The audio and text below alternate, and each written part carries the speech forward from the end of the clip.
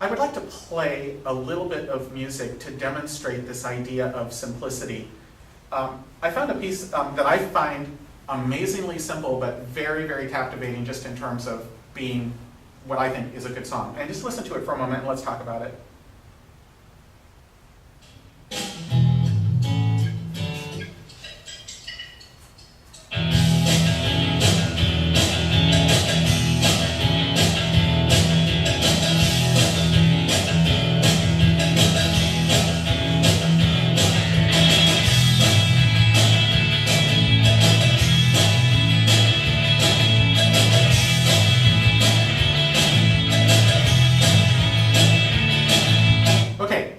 Anybody know who this is?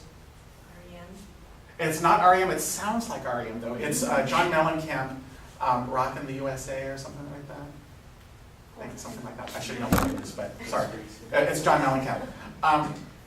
You know, a lot of, for instance, rock music and a lot of popular music is based on, is born of people being kind of newcomers to their instruments. Okay, it's built into the music. Let me give you an example, and keep in mind that John Mellencamp, because we're coming back to that in a moment, but I wanted to get it in your head. You all know Surfing USA?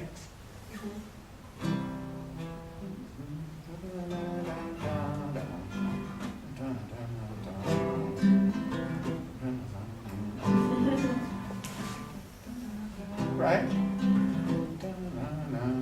Right? This is how the song goes, and that's how the guitar part goes, right? Well, imagine a group of young men in a garage in Southern California, and they're just starting, and their father has given them these instruments, and he said, go in there, play, make a hit record, right? What are they going to do? Well, look at this. Chord, wait, and now this chord, and then... So the song is designed around to make allowances for needing to change chords. And you listen to the early Beatles, who are seminal in popular music, and you'll find the same kind of thing happening. Concessions being made, built into the style for people being beginners on their instruments. Just listen to Ringo playing the drums. And if you... okay, let's listen to this one more time. And I would just like to ask you, after you hear it, tell me what's going on in these different instruments, okay?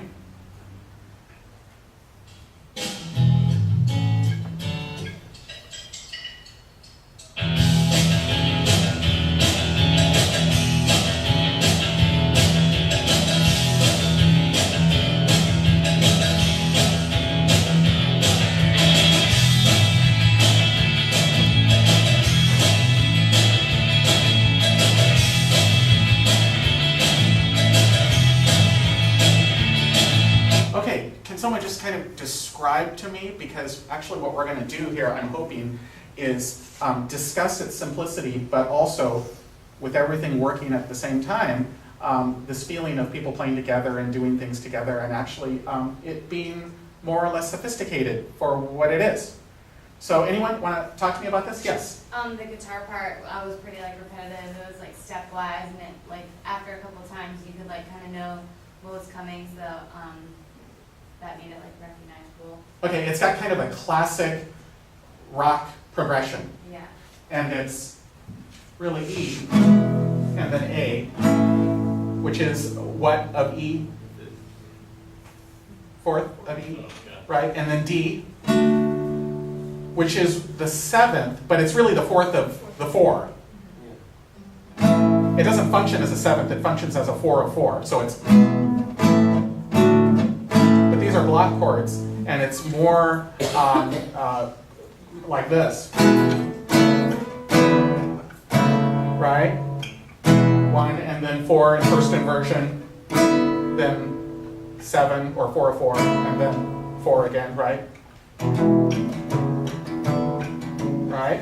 And what else happens besides that? That kind of starts us off. What else happens? Yes? The drums are keeping the steady beat on 2 and 4 with the snare and hi-hat, I think. And then when the electric guitar comes in, it's more of the lead guitar. When the acoustic takes more of the rhythm guitar. Okay. And when the bass comes in, how is the bass? What does the bass do?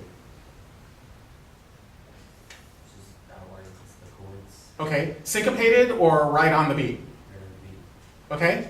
And that, when the bass starts doing its different thing, also there's a high guitar part playing like an octave, right? Playing the tonic, E, up high, and just holding it. Okay? What about the percussion? You mentioned the percussion. Listen to this. There's this 1 Eana, 2 Eana, 3 Eana, 4 Eana. You hear that? I think it's cowbell, I'm not sure what it is, but you can hear that anacrusis to the downbeat. But then what do you hear on the downbeat? Nothing from the percussion except what instrument? Hand percussion instrument. Tambourine. Right? Trying to play. Okay? So listen to it again and see if you can hear that.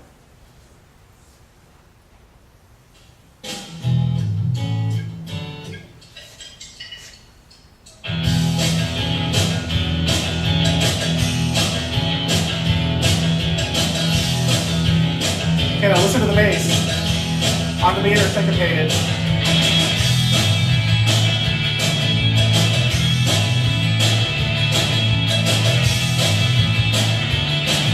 It's going along with the strum, and it becomes anticipating of the beat.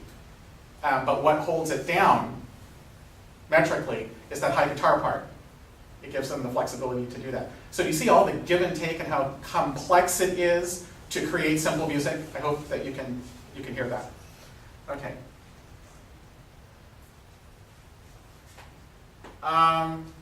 You mentioned also a balance of repetition and contrast, didn't you? I think you did, and I think that's important. And you also mentioned catchiness, kind of. Appealing tonal or rhythmic idea or a hook, and we talked a little bit about that too, you folks. Lyrics that are simply stated but rich in implications. You know, people who say things in music, but actually they're saying a lot more than they're just saying. And I think that is an enduring quality of popular music, is being somewhat understated. The stuff behind what it is that they're saying. Anybody want to quote some lyrics that demonstrate that? If you have music that speaks to you, so to speak, it's not because of what it comes out and blatantly says. It's because of how what is said triggers your imagination and allows you to form a really important bond with that music. Yes? It's a country song about George Stephen's "He Stopped Loving Her Today." It never comes out and says at the end, until the end, why, and it's because he died. And Okay. it really gets you. Okay. Anyone else? Do you think it would be frustrating to write music after so much music has already been written? Have all the good songs been written? Is it possible that all the good songs have been written? You know, John Stuart Mill back in the 1800s said, look, if you look at what, Wagner and what, all these other awesome romantic composers have done, and you think about what has happened previous in the classic and the Baroque and the medieval and the Renaissance, it's not likely that anytime soon anybody's going to write anything that's going to grip the human imagination. I mean, it's all been done.